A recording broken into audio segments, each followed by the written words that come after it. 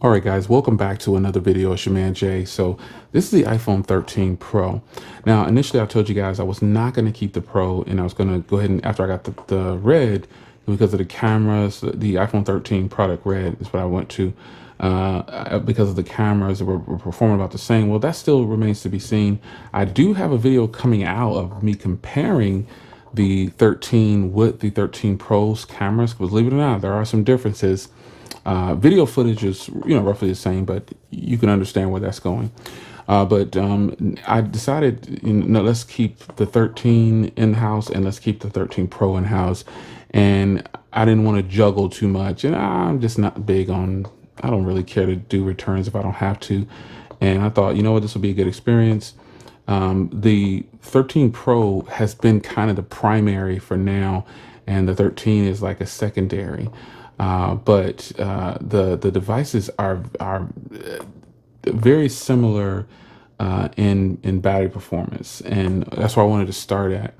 Now, if I were to change this down to 60 frames per second for the frame rate, now the way you get to this is you go into settings, and then you go into accessibility, and you go over to motion, and it's way down here at the bottom, tucked away, and it says limit frame rate. And it's set this sets the maximum frame rate of the display to 60 frames per second. So that is how you get into that to reduce the 120 hertz that it could possibly be giving you in some apps or just the phone overall.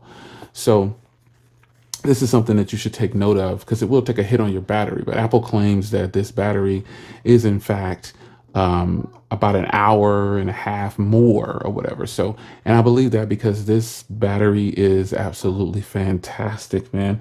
I mean, it literally can go over a day.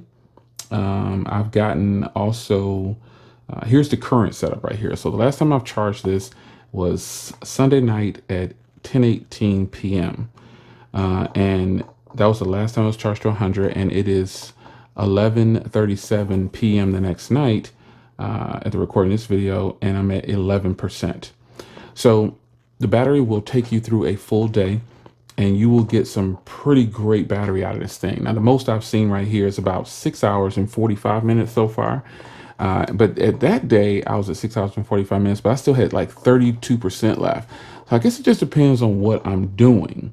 That's really what it is, because this is it's just been great battery. So their claims about the battery to me are extremely accurate because this phone lasts me for over 24 hours. So that I've always spoken about that with Android phones. I want to see. I don't really measure by screen on time. I want to measure by how long I'm off the charger. That is important to me.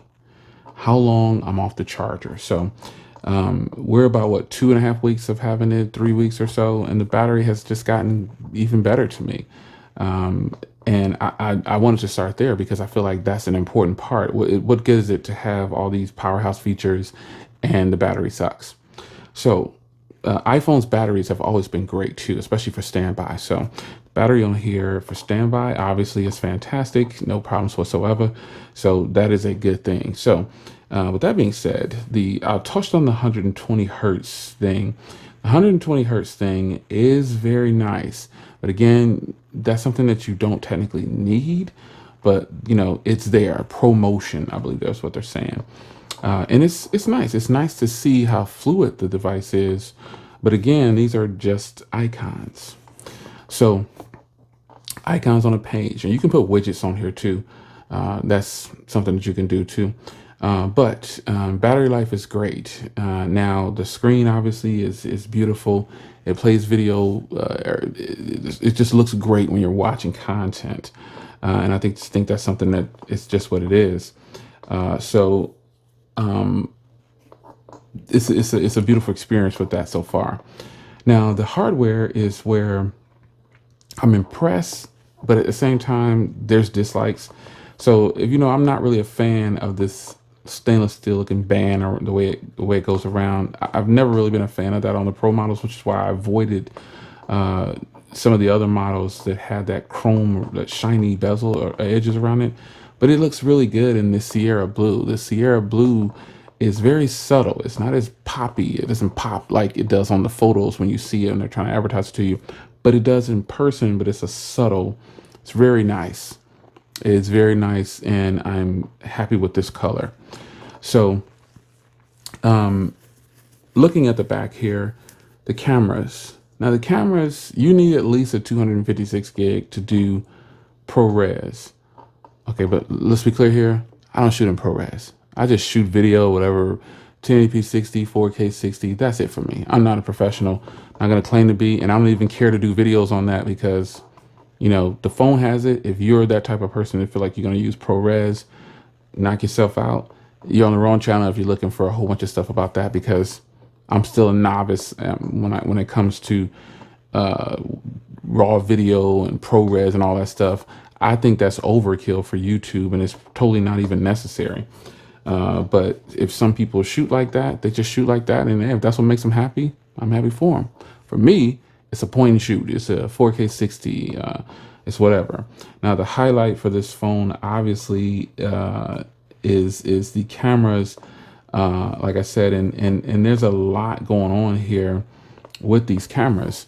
So you do have these different modes here on the bottom where you select. You can actually change up here. You can just tap up here now. Remember when it wasn't like that? You know, it's crazy that, you know, it took so long for Apple to get those settings right up there for quick access. But you've got video, and then you've got cinematic video. I have done an extensive look on cinematic video. Now in this setting here, you can change the f-stop down here. So you go, you know, the depth, you can change it right here, and it goes all the way up to 16. But the default is at 2 or 2.8. And I don't know how many times I've changed the f-stop on here for shooting that. But hey, it is what it is. I found that the front camera for portrait video is really nice. Get that lighting right. It almost looks better than the rear camera, depending on the lighting. And then you have slow motion and time lapse. Let me tell you, slow motion and time lapse, they should just remove those options, because I don't use those, and I don't think a lot of people use them either. You got your photos, you got portrait, and you got panorama shot. The panel shot also, this is another one that they can, when I say remove, they can tuck it away somewhere else. Portrait, photo, video, cinematic are the main ones that I use, and that's just how I feel about it. So I've given you tons and tons of coverage on the cinematic video and just the video itself, and these cameras are the truth. They are great, and that's why I'm happy that they're good, because I'm ready to put them against the Pixel 6 Pro or the Pixel 6. I'm ready to put them up against something, and also the 13, like put the 13 against the 6 and this against the 6 Pro, however it works out. But I'm ready to give you some coverage on this thing with the cameras next to it. I think that's going to be very important to do so. I have not compared this next to the Z Flip 3 yet. I do plan on doing that. You'll see a video on that soon.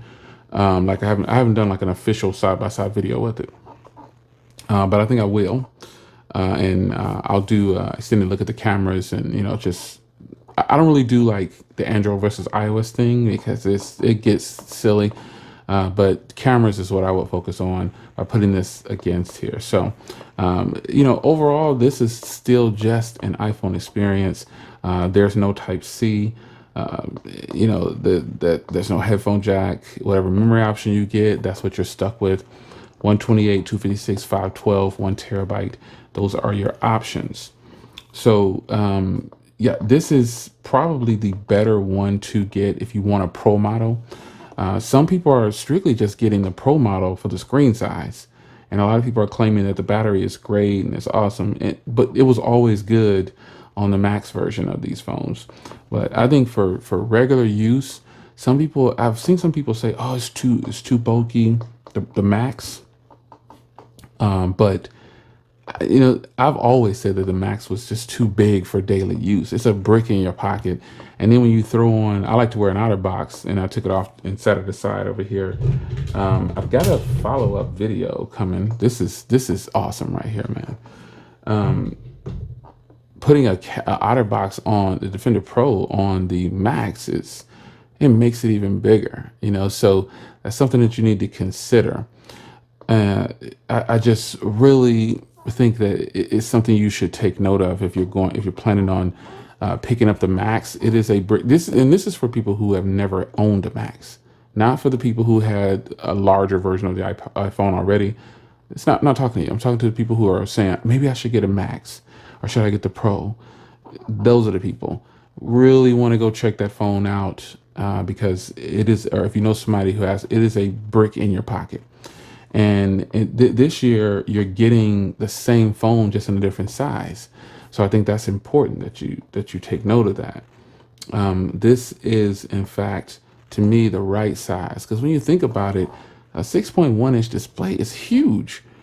It's big, but you know people want the Max for the Max screen size, and I guess that little bit of extra battery that they get. It means a lot to those people, and I respect that. For me though, this phone can go over 24 hours. It's got the same cameras, the same beautiful colors and hardware and everything. It is more than enough for most people who feel like they need the Pro model. Now, I do think that more people should get the 13 or the 13 mini probably to save on the cash. Yeah, you don't get like the Pro Motion, you don't get the extra camera lens, and you can't shoot in some of these situations where the pros can. It doesn't matter. You're still getting fantastic footage from these cameras, man, if that's your thing. And we're in a social media age. Now, performance is something I never really touch on for Apple products because, you know, it's social media on iPhones is good. My 10%. Social media on iPhones is good. Let's just be clear. It's a good experience on an iPhone. It's all the same. It's the same. So, you know, you shouldn't see too much difference. I just put out a video on one of my iPads that I've been using for 7 years. Let me see if it's charged up still. It might have died. You know, that's the weakest point. Ooh, cool. I'm still at 37. But it's been sitting. Standby is fantastic on some of these, on most Apple products. But this is my iPad from 7 years ago. Still works. It's not as fluid, obviously, as this. But we're talking about 7 years, so you see how far Apple has come. Apple has come a long way. So I like most iPhones. I think if you have a iPhone 10 or a 10, even if you have an iPhone 8 Plus, that's the farthest I think I would go back. You're still like the 8 series. You still have a very capable machine that's going to get updates for some time to come. Period. That's just a fact. You're gonna get updates to come on that thing with no problems whatsoever.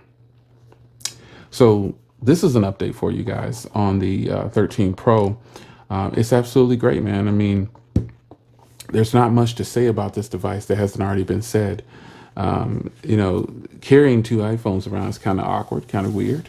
But, you know, rotate 2 weeks with one, 2 weeks with the other, you should be able to get, and the cases are another thing that don't fit each other. And so that's a bummer, but I'm blessed to have case companies sending me cases so I can choose what I want. But I already bought the OtterBox black for the red. And then like I said, I got the like the Sierra blue one for this one. And so, you know, those are my primary cases. I do wear some of the other cases that come in for review, but if I'm being transparent, I don't wear them as much as the default case that I use, which will be this case right here. So I currently use, you know, I've always liked Whitestone Dome, and so, you know, I have the Whitestone Dome glass on here because you're going to need some protection for these very expensive devices. At some point or another, you need to protect them. It's just not smart to spend this much money on these devices and then not keep them in some kind of case when you go outside. At least put it in a case when you go outside, folks. And I know sometimes the drops can come inside your house or like when you're getting ready to go in the house, or it could just be anything. The drop will come. But OtterBox today, man, like I said, I got a new video coming out on this soon, an updated video, because I'm using it, you know what I'm saying? So I wanted to give you a real review after using it for a few weeks. But this case is much thinner than it used to be back in the day. This forms to the phone, so protect it some kind of way, folks. Anyway, it's your man Jay. Hope you guys enjoyed a follow-up video, just a discussion on the iPhone 13 Pro. As the beast is getting ready to run in here, I can hear barking. But I'll see you guys in the next video. Take care.